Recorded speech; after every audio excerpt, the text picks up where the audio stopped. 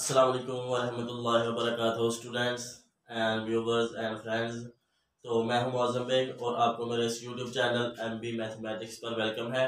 तो स्टूडेंट्स, जिस तरह हमने मैकेनिक्स में जो सर्कुलर मोशन वाले चैप्टर को शुरू किया हुआ है और उसमें हमने काफ़ी चीज़ों को डिस्कस कर लिया। For example circular motion, angular displacement, angular velocity, angular acceleration और मोमेंट ऑफ इनर्शिया। तो इस वीडियो में हम स्टूडेंट्स कुछ और चीज़ें सीखेंगे, कुछ डेफिनेशंस और कुछ चीज़ों को रिवाइज करेंगे। और जो है ना वो इसके बाद हम जो डिफरेंट ऑब्जेक्ट्स होंगे उनके मोमेंट ऑफ इनर्शिया को फाइंड करना शुरू कर देंगे। ठीक है, तो स्टूडेंट्स इस वीडियो हम जो चंद जो बेसिक चीज़ें रह गई हैं सीखने वाली वो सीखेंगे और कुछ जो इसमें हम रिवाइज करेंगे पिछले वाली जो चीज़ें पढ़ी हैं उनके फार्मूलाज। ठीक है, तो इस वीडियो में हम क्या देखेंगे, इस वीडियो में हम जो है ना जिस तरह मैंने पहले भी आपको बताया कि जो रिजिड बॉडी होती है वो क्या होती है, वो एक ऐसा जिस्म होता है इन विच पार्टिकल्स जो होता है जिसमें जो जिसके पार्टिकल्स फोर्सेस के जरिए असर अपनी पोजीशन को तब्दील नहीं करते। तो इसके अलावा इसकी और डेफिनेशन हम किस तरह लिख सकते हैं कि the body in which the particles in which the distance between the particles is constant या फिक्स्ड, यानी कि जिनकी पोजीशन चेंज नहीं होती, जिनके पार्टिकल्स की उनकी पोजीशन फिक्स रहती है, तो ये रिजिड बॉडी होती है। ठीक है, the body in which the position of the particles remain fixed और constant is called rigid body. तो इसको हम कैसे देखेंगे कि रिजिड बॉडी, अगर ये हम मान लेते हैं कोई रिजिड बॉडी है, ठीक है स्टूडेंट्स, तो अगर ये कोई इसके कोई दो पार्टिकल्स हम ऐड करते हैं तो इनके दरमियान क्या है, जो डिस्टेंस है वो सेम है। ठीक है, जो डिस्टेंस होगा वो सेम होगा, इनके दरमियान एक और पार्टिकल आ जाता है, उससे इनका डिस्टेंस और उससे इनका डिस्टेंस जो है वो सेम होना चाहिए, कांस्टेंट रहता है रिजिड बॉडी में। तो क्या हुआ कि body in which the distance between particles remains always fixed और constant is called rigid body. तो इसके बाद एक जो टर्म आ जाती है कि ट्रांसलेशनल मोशन क्या होती है, व्हाट इज ट्रांसलेशनल मोशन। तो ट्रांसलेशन मोशन क्या होती है कि the motion in which the line drawn, कि ऐसी मोशन जिसमें जो the line drawn between any two points of the body remains always parallel to itself during the motion. कि मोशन के दरमियान के दौरान, यानी अगर हम लेट करते हैं अगर ये कोई बॉडी है, ठीक है, इधर से ये मोशन करना शुरू होती है, यानी किस पर ये फोर्स अमल करती है, ये चलना शुरू होती है तो इधर आ जाती है। तो क्या होना चाहिए, ये है बिफोर मोशन, उसकी पोजीशन ये वाली है, और आफ्टर मोशन वो इधर इधर आ जाती है। तो क्या होगा कि ऑब्जेक्ट जो है ये सेम है, बॉडी क्या है, body is same, body same होनी चाहिए। तो क्या है, the line drawn between any two points of the body remains always parallel to itself during the motion, such a motion is called translational motion। ठीक है students, तो ऐसी motion को हम ट्रांसलेशनल मोशन कहते हैं। तो अगर ये जो पार्टिकल है इनका जो इस ट्रांसलेशनल मोशन में जो ये जो पाथ है, अगर ये स्ट्रेट लाइन हो तो इसको हम कहते हैं कि ये रेक्टिलिनियर मोशन है। ठीक है, if the path of the translational motion is a straight line then this motion is called rectilinear motion। और अगर if the path covered by the body of translational motion is curved then this motion is called curvilinear motion। ठीक है, अगर translational motion का जो path होगा वो अगर स्ट्रेट लाइन होगा तो वो एक उस मोशन को हम कहते हैं रेक्टिलिनियर मोशन। और if the path of the translation motion is curved then this motion is called curvilinear motion. तो क्या होगा कि कर्विलिनियर से ट्रांसलेशन मोशन से आगे दो टर्म हम डिफाइन कर रहे हैं, एक रेक्टिलिनियर मोशन है, एक आ जाती है कौन सी, कर्विलिनियर मोशन। ठीक है, तो ट्रांसलेशनल मोशन क्या है कि जिसमें हम ऐसी मोशन है जिसके पार्टिकल्स के दरमियान, किसी भी पार्टिकल के दरमियान हम दो अगर लाइन ड्रा करें तो वो ऑलवेज पैरेलल टू इटसेल्फ होनी चाहिए।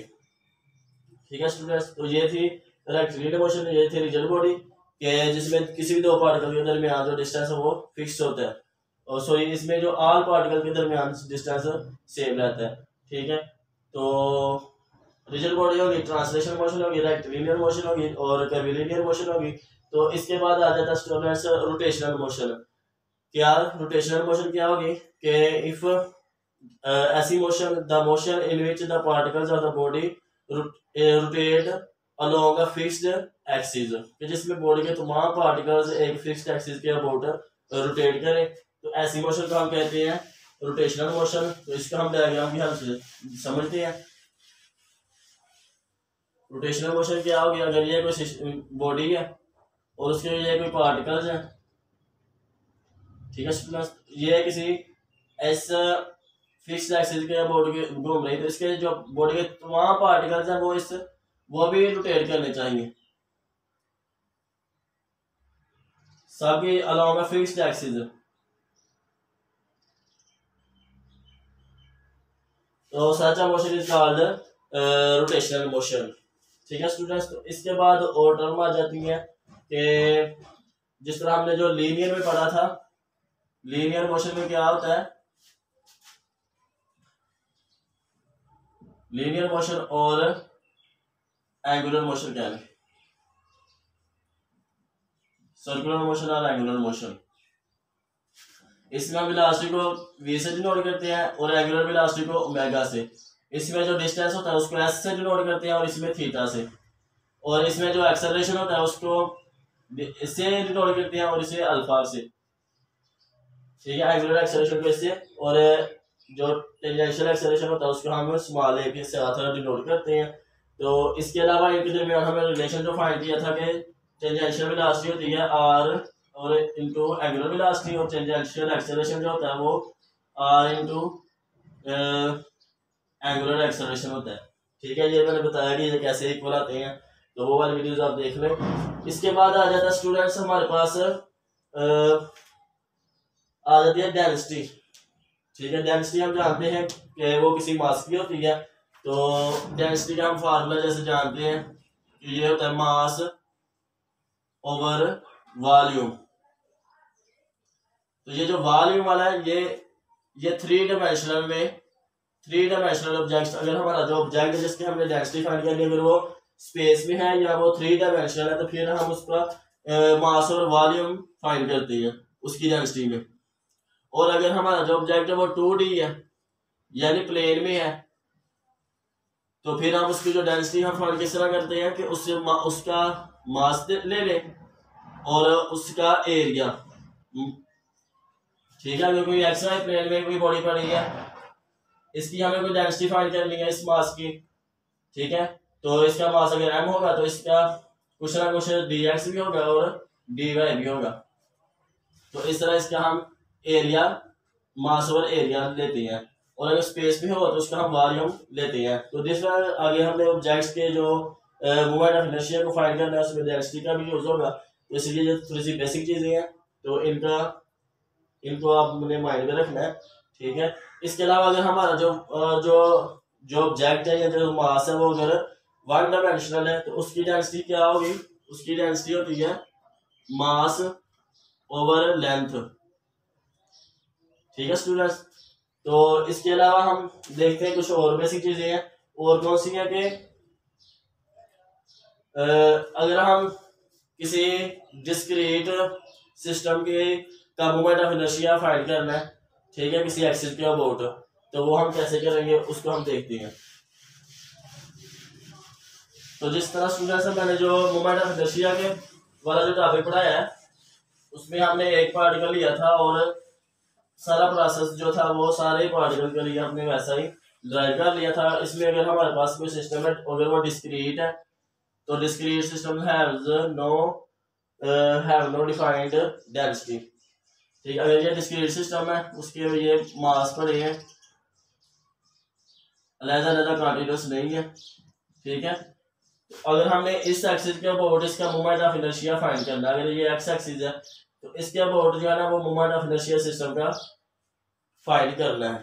तो मूवमेंट ऑफ इनर्शिया क्या होता है कि जो जो लीनियर मोशन में मास अपना किरदार अदा करता है, वही जो किरदार है वो moment of inertia in rotational motion में किरदार अदा करता है।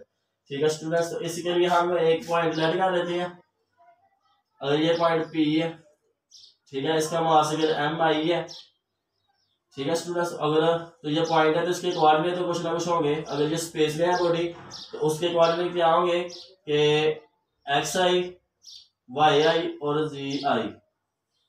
ठीक है स्टूडेंट, इसका हम परपेंडिकुलर डिस्टेंस लेते हैं एक्सिस तक, यानी अगर ये मास है उसको हमने किसी मासलेस रॉड के साथ बांध है, ठीक है, तो अगर ये क्यू लाइन है, ठीक है, इसको हम क्यू पी लाइन को कहते हैं रेफरेंस लाइन।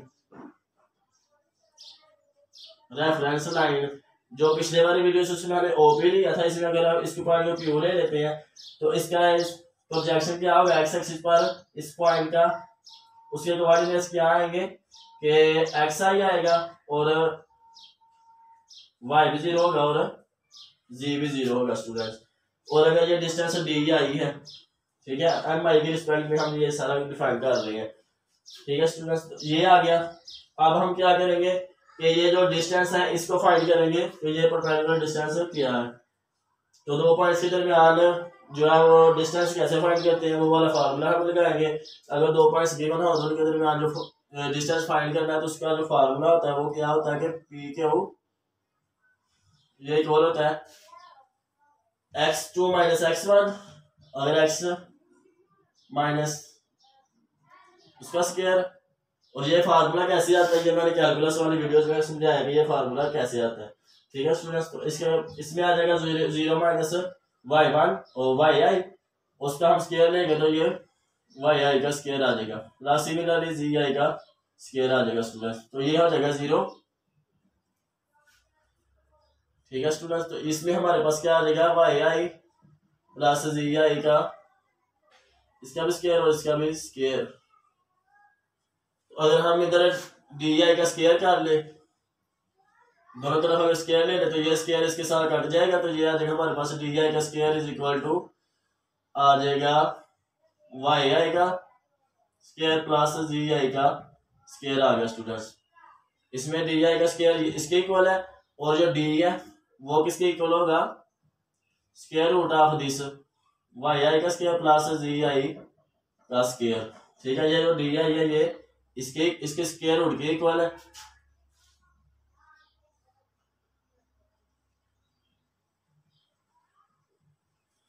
ठीक है स्टूडेंट्स, तो हमारे पास ये वाले जो डिस्टेंस है दो पॉइंट्स के दरमियान वो हमने फाइंड कर ली है।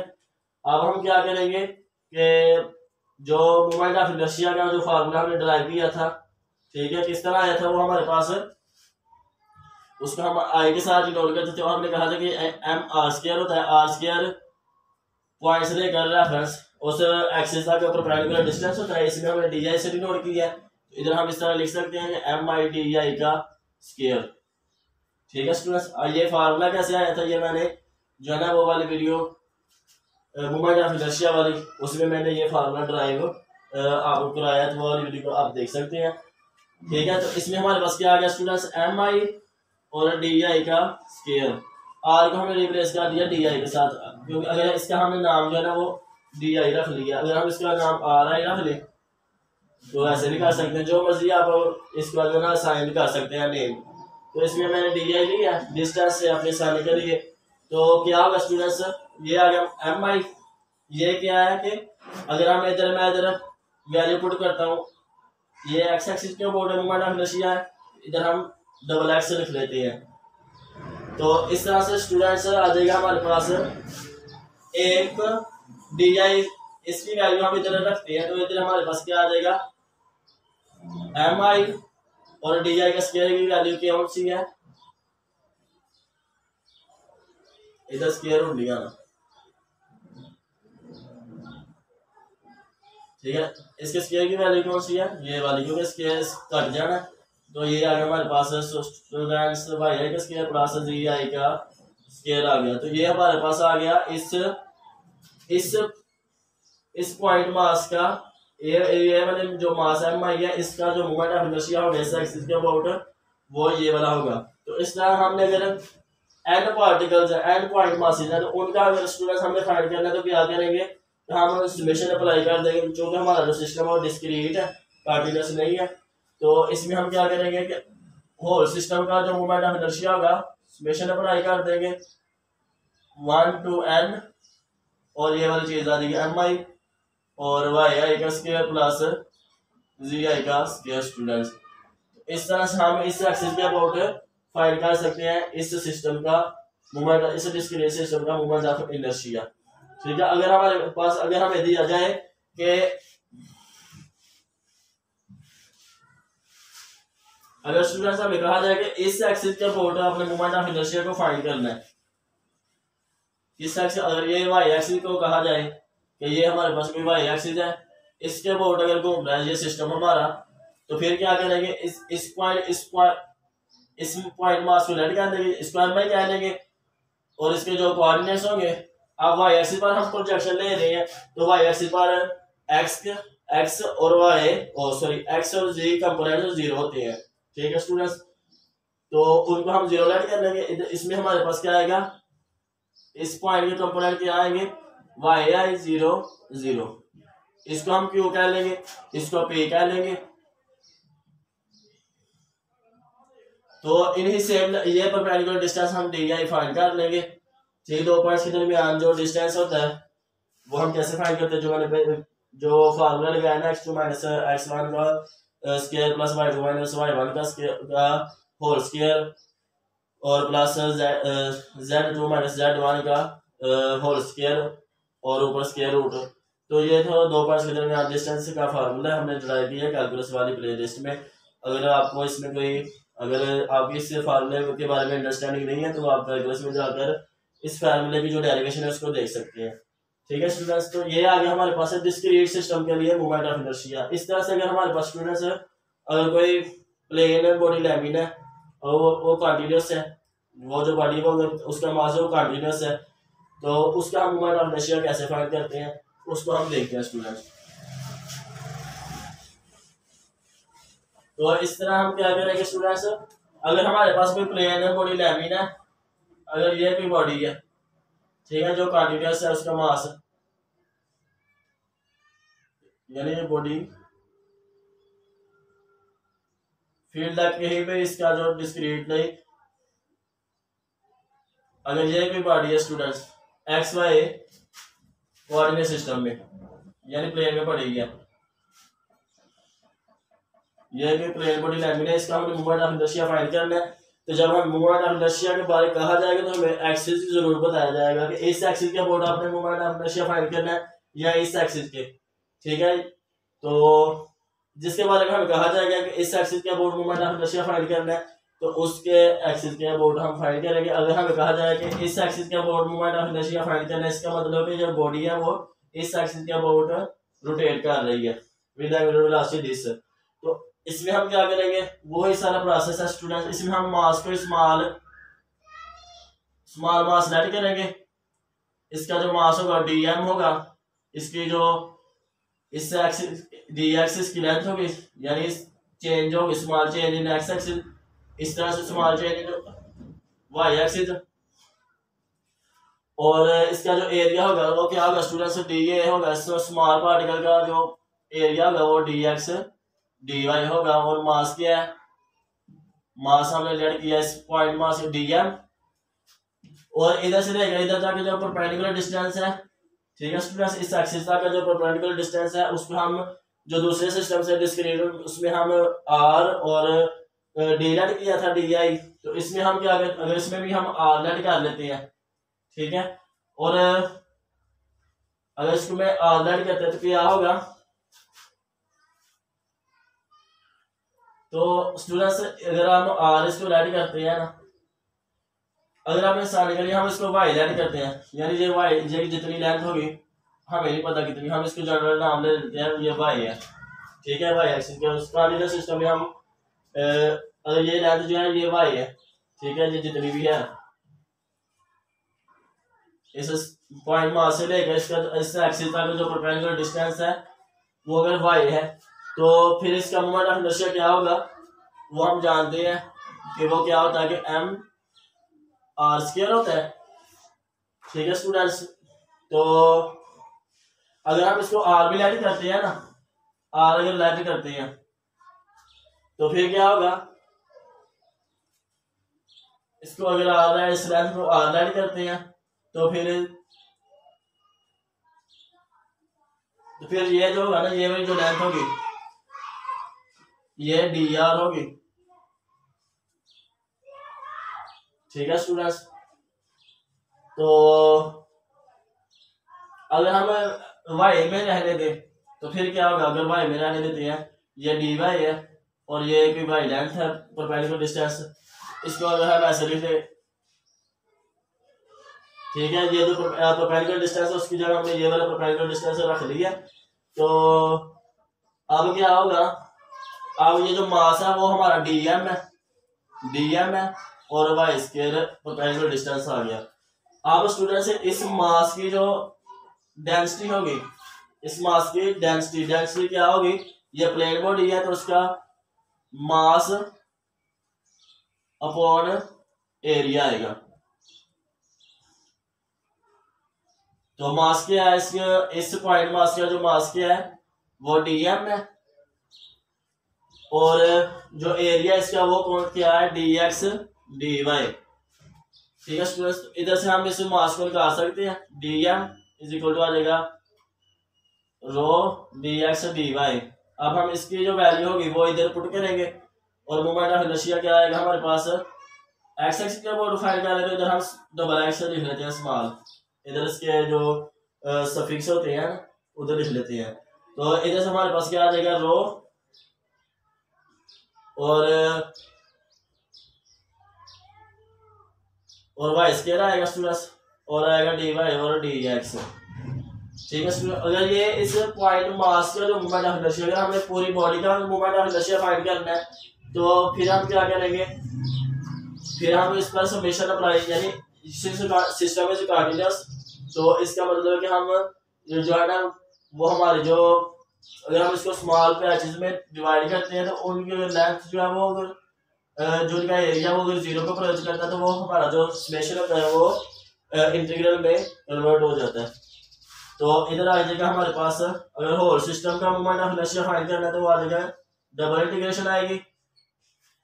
ठीक है स्टूडेंट्स, तो इसमें आ जाएगा हमारे पास वाई स्क्वायर और आएगा डी वाई डी एक्स, ये कौन सा है इसको हमने बाहर निकाल दिया। ठीक है स्टूडेंट्स, तो इस तरह हम जो है ना किसी प्लेन कॉन्टिन्यूअस प्लेन बॉडी का जो मोमेंट ऑफ इनर्शिया होता है किसी एक्सिस के अबाउट वो फाइंड कर सकते हैं। तो इसमें हमारे पास अगर ये जो है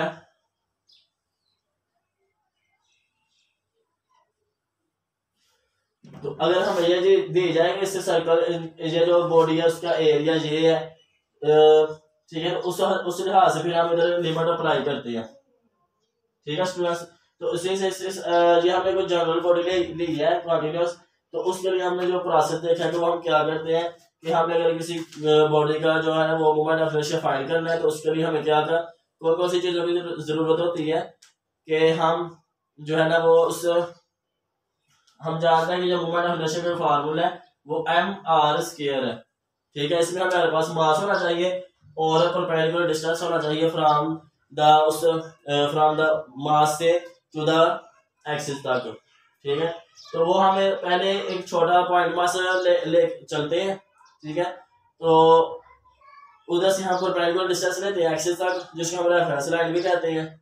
तो वो हम पहले वो फाइंड करते हैं आर स्क्वायर, फिर उसका जो मास होता है वो जो होता है उसका उधर उसकी वैल्यू रखते हैं और फिर उस मास का जो डेंसिटी होती है वो हम यूज करते हैं और इस तरह हम आसानी के साथ अपने जो मोमेंट ऑफ इनर्शिया होता है बॉडी का वो फाइंड कर देते हैं। अगर ये स्टूडेंट्स होता ना तो डिस्क होती, अगर ये डिस्क होती तो फिर क्या होना था कि फिर इसका जो एरिया आना था वो क्या आना था, पाई आर स्क्वायर। यानी कि अगर हम इसका जो इधर जो था, अगर डिस्क क्या रहेगी जो मुख्तलिफ ऑब्जेक्ट्स के आगे जाकर फाइंड करते हैं तो ये जनरल है, मैंने एक बॉडी ली है, उसका जो जनरल मेथड होता है कि कैसे हम किसी मोमेंट ऑफ इनर्शिया को फाइंड करते हैं। तो वो हमने एक जनरल पॉइंट वहां से लिया, लेट किया, उधर से हम उसके परपेंडिकुलर डिस्टेंस, और इस तरह हम हर एक बॉडी के लिए कर सकते हैं। क्योंकि मैंने बताया कि जो रेफरेंस लाइन, जो से पहले वाली वीडियोस में मैंने बताया कि in future while dealing with the rotation of the rigid bodies we simply replace it by the reference line. यानी जिस तरह जो हम जो रेफरेंस लाइन के लिए टर्म्स एंगुलर वेरिएबल डिफाइन करते हैं वो सारी बॉडी के लिए एप्लीकेबल होते हैं। ये हम मैंने पीछे बताया कि all the terms that we define for the reference line will also be valid for the whole rigid body. ठीक है, जो पहले वाली बेसिक वीडियो है ना उनको भी स्टूडेंट्स लाजमी देखें। फिर आपको ये आप कह रहे होंगे कि इस मास को हमने क्यों ऐड किया, अगर हम इधर ऐड कर लेते, ठीक है, तो इससे भी कोई फर्क नहीं था पड़ना। ठीक है, कोई इससे फर्क नहीं पड़ना, क्योंकि all the variable rigid body के तो तमाम पार्टिकल्स होते हैं जो रोटेशनल मोशन में सारे पार्टिकल अबाउट फिक्स एक्सिस के अबाउट रोटेट करते हैं। ठीक है, और उनके जो है एंगुलर वेरिएबल, एंगुलर जो variable like angular displacement, angular जो होता है एक्सेलरेशन और एंगुलर स्पीड, वो सारी एक पॉइंट के लिए हम डिफाइन कर लेते तो वो सारे के लिए भी सेम ही होती है। तो इस तरह स्टूडेंट से ये था बेसिक चीजें। तो इसके बाद हम जो होगा ना रिंग का, रॉड का, सिलेंडर का, हालो सिलेंडर, हालो कोन, तो इनके हम मोमेंट ऑफ इनर्शिया को नेक्स्ट वीडियो में फाइंड करना शुरू करेंगे।